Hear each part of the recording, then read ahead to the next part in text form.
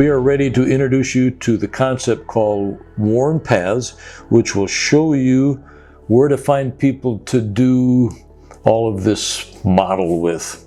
So we showed you how to use questions to engage people in a conversation that can result in sitting down with them and taking them through the 6 studies. Now the big question becomes, where do I find people to do this with? They're all around you. We're going to help you discover where they are.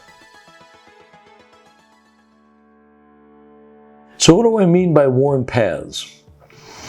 This comes down to your life and my life, our world. Matthew 28 says to go into all the world and make disciples. We've thought for so long that when we read that word, go into all the world, we thought, yeah, you have to go to Africa to do this. You don't have to go anywhere. You're already there. Now somebody needs to go to Africa, but you are there. You've arrived. So as you go about your daily life, make disciples. So my idea for the worn paths is this. If you took a sheet of paper and drew a picture of a little house in the middle, that represents your home. And then I would suggest start drawing lines out from your home, representing all the places you might go during any given month or 6 months. Some of them, they're all worn paths. Now some of them may be well-worn paths, like going to work. You're going there, to and from every day. Another one might be a very narrow path to your dentist every 6 months for your checkup. So draw the lines out to every place you can think of that you might go during any given week, month, year. And at the end of every one of those places you go, you ought to start writing names in. Who's there? Who's at the end? If it's your doctor's name, your barber, and identify those people. If you don't know their names, you need to start working on being friendly enough to introduce yourself to them and say, I've known you for a long time. What's your name? My name's John again. You may need to be embarrassed and just start over asking somebody their name when you should have probably learned it a long time ago. But where do you go? So think about this. Well, you got family, relatives, grandma, grandpa, aunts, uncles, cousins. So how often do you go there? So a different line for each house you go to and who's there. And what about friends? Do you have any friends that you visit sometime or another? Some maybe you go to a lot.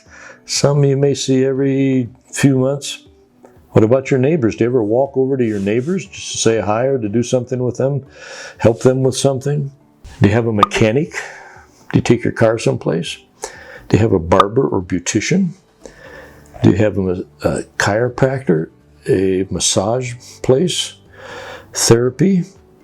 Do you go to eat in a restaurant occasionally, same place? Maybe you have a waiter. What about, do you buy groceries? I have friends who go to the same grocery store every week.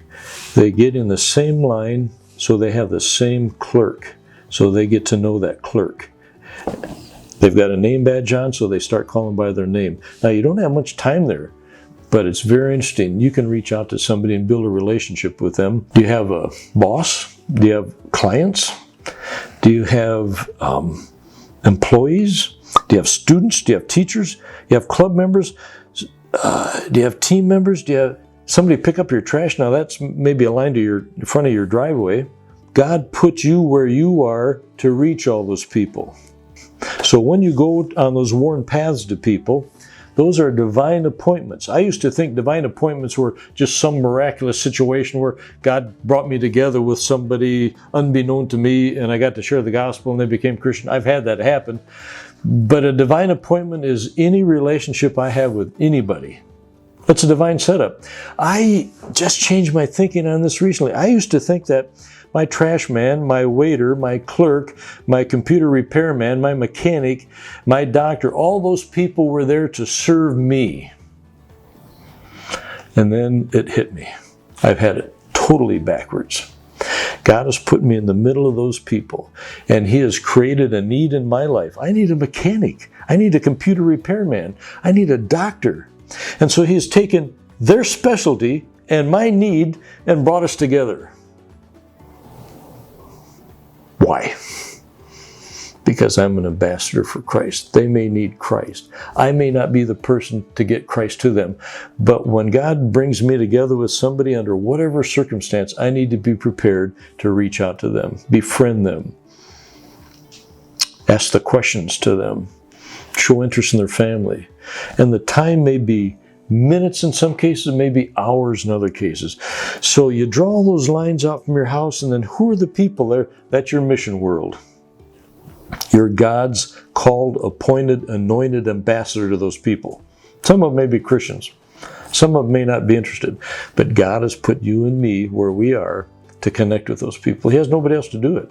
Our preachers can't get to all those people, and He wouldn't want them to anyway. It's our job.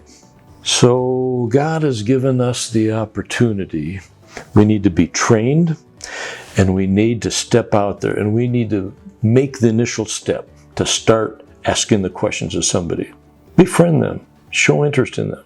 So let's use it and impact this world for Jesus. And that's Worn Paths.